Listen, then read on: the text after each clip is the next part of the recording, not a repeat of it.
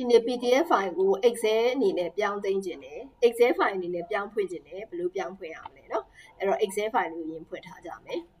ပြီးရင် file တွေက open နဲ့အရင်သွားကြမယ်ဒီမှာ static Excel ဆိုတဲ့ file လေးရှိတယ်အဲ့ file လေးကို PDF အနေနဲ့အရင်ပြောင်းသိမ်းမယ် file တွေက save as နှိပ်ပြီးရင် browse မှာနှိပ်ဒီဘက်မှာ save as type မှာ PDF အနေနဲ့ပြောင်းသိမ်းခြင်းတာဖြစ်တဲ့အတွက်ဒီမှာ extension ကို .pdf ဆိုတာလေးကိုယူမယ်နာမည်ကတော့ static Excel ဆိုတဲ့နာမည်နဲ့ပဲ save နဲ့နာမည်တူရှိနေအစားထိုးမလားတဲ့အစားထိုးလိုက်မယ်เนาะ yes နဲ့သွားတယ်အဲ့တော့ဒီ static Excel ဆိုတဲ့ Excel file လေးဒီ PDF file အနေနဲ့ဝင်သွားမယ်เนาะအဲ့ဒီ PDF file ဒီ table ပုံစံလေးရိုက်ထားတဲ့စာနောက်တစ်ခုဒီစာရွက်လေးကိုပိတ်ကြမယ်နောက်တစ်ခုကတော့ဘယ်မှာရှိလဲဆိုရင်ဒီမှာ q3long.pdf ဆိုတဲ့ file လေးတစ် file ရှိတယ် double click နှိပ်ကြည့်လိုက်မယ်ဒီ file ထဲမှာဆိုရင်ဒီမှာဇယားပုံလေးလည်းရှိတယ်ချက်ပုံလည်းရှိတယ်အဲ့ဒါကို Excel file အနေနဲ့ Excel ထဲမှာပြန်ဖွင့်ခြင်းတယ်ဆိုရင်ဒီဖွင့်ထားတဲ့ဒီ PDF file ကိုအရင်ဆုံး Microsoft Word အနေနဲ့ပြောင်းသိမ်းရမယ်သိမ်းပြီးမှ Excel ထဲမှာသွားဖွင့်လို့ရမယ်เนาะ copy paste လုပ်ပြရမယ်အဲ့တော့လုံနည်းကိုကြည့်အောင်ဒီ Q3long file လေးကို PDF file လေးကိုသူကအရင်ဆုံးမလုပ်ရမလဲဆို Microsoft Word အနေနဲ့အရင်ပြောင်းဖွင့်ပေးရမယ်အဲ့ဒီပေါ်မှာ right click နှိပ်မယ်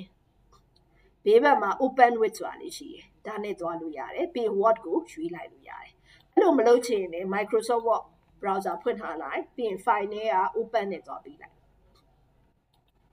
open browse နဲ့သွားပြီးရင်ကိုသိမ်းထားတဲ့ desktop ပေါ်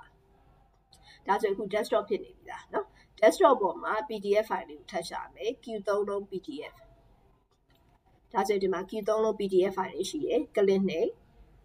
open ဒါဆို Microsoft Word ထဲကနေခါတိုင်း Microsoft Word file ဖွင့်တယ်လို့ပဲ open နဲ့ Q3long PDF file ကိုဖွင့်နေတာဖွင့်လိုက်တဲ့အချိန်မှာဒီလို box ကြာလာလိမ့်မယ်နည်းနည်းလေးတော့ခဏစောင့်ပြီးရချက်ချင်းမကြာလာအောင်เนาะအဲ့လိုကြာလာရင် okay နဲ့ထွက်လိုက်အဲ့တော့ PDF file လေးဒီ Microsoft Word ထဲမှာ Microsoft Word file အနေနဲ့သူပြောင်းသိမ်းပြီးသားဖြစ်သွားမယ်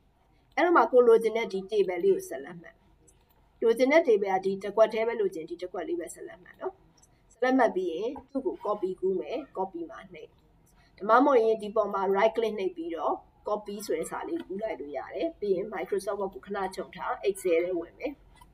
Excel ထဲမှာစာရွက်အလွတ်တရယူလိုက်မယ်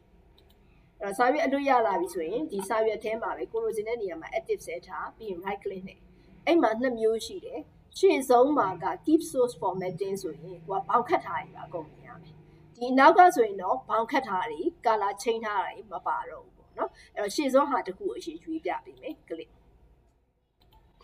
ဒါဆိုရင် तू ကဘောင်ခတ်ထားတာလေးတွေဘိုးလောက်ထားတယ်အကုန်မြင်ရမယ်နောက်ထပ် right click နှိပ်မယ်ဒီ page ရဲ့ဘေးမှာပထမတစ်ခုသူ့ကိုမရွေးတော့ညာဘက်က match destination formatting ဆိုတဲ့ဟာလေးကိုရွေးလိုက်မယ်ဒါဆိုရင်တော့ तू ကဘိုးလောက်ထားရပါလိမ့်မရှိတော့ဘူးအဲ့တော့မှကိုယ်စိတ်တိုင်းကြစာပြီးပြန်ပြင်ပေးလို့ရမယ်အချင်းကျယ်တွေပြန်ပြင်ပေးလို့ရမယ်เนาะဒါက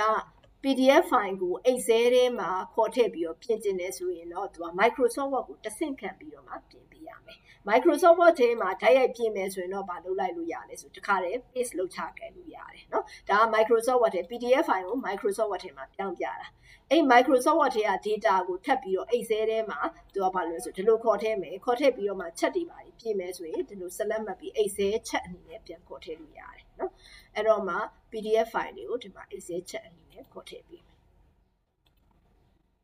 ဒါဆိုရင် Excel ချက်တွေပါရသွားတယ်ပေါ့နော်အဲ့တော့စာလေးစမ်းကြည့်ပါဦး